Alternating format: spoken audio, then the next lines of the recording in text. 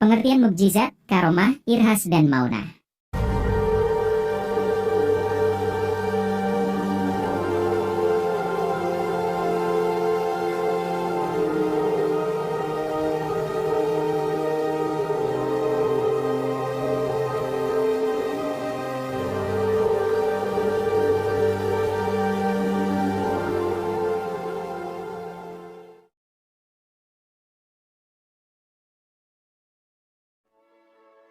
Satu mukjizat.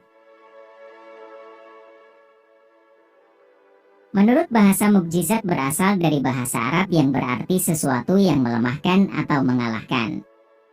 Menurut istilah, mukjizat berarti sesuatu yang luar biasa yang terjadi pada diri Nabi dan Rasul Allah Subhanahu wa Ta'ala dalam rangka membuktikan dirinya adalah Nabi dan Rasul yang tidak dapat ditiru oleh siapapun.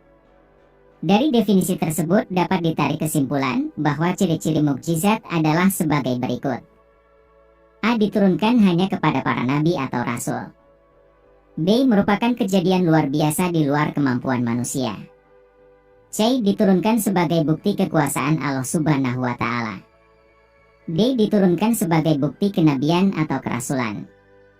E. Bertujuan untuk memperlemah orang kafir atau memecahkan masalah kaum muslimin. Mukjizat dibagi menjadi dua macam, yaitu A. Mukjizat kauniyah adalah mukjizat yang tampak. Mukjizat ini dapat dirasakan atau ditangkap oleh panca indera. Mukjizat kauniyah disebut juga mukjizat terbatas.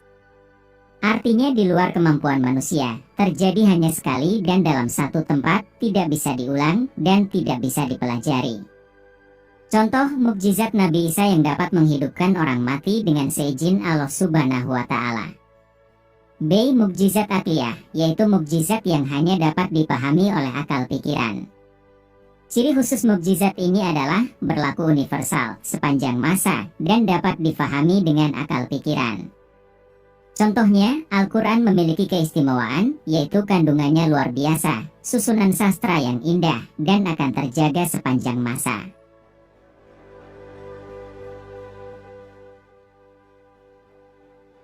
Dua kejadian-kejadian luar biasa selain mukjizat.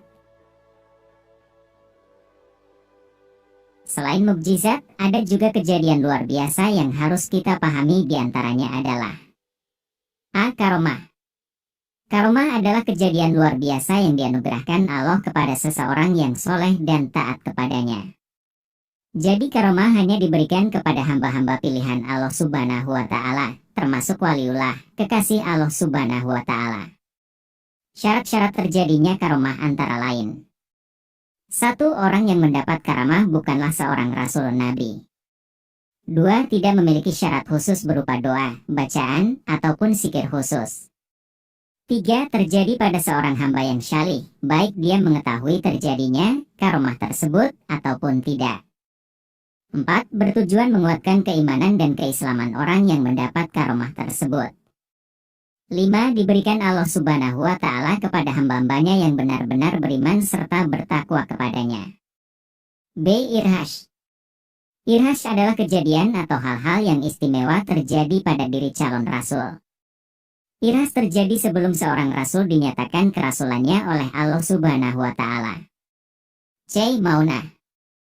Maunah adalah kemampuan luar biasa yang diberikan Allah kepada seorang mukmin untuk mengatasi suatu kesulitan. Maunah terjadi pada orang biasa berkat pertolongan Allah.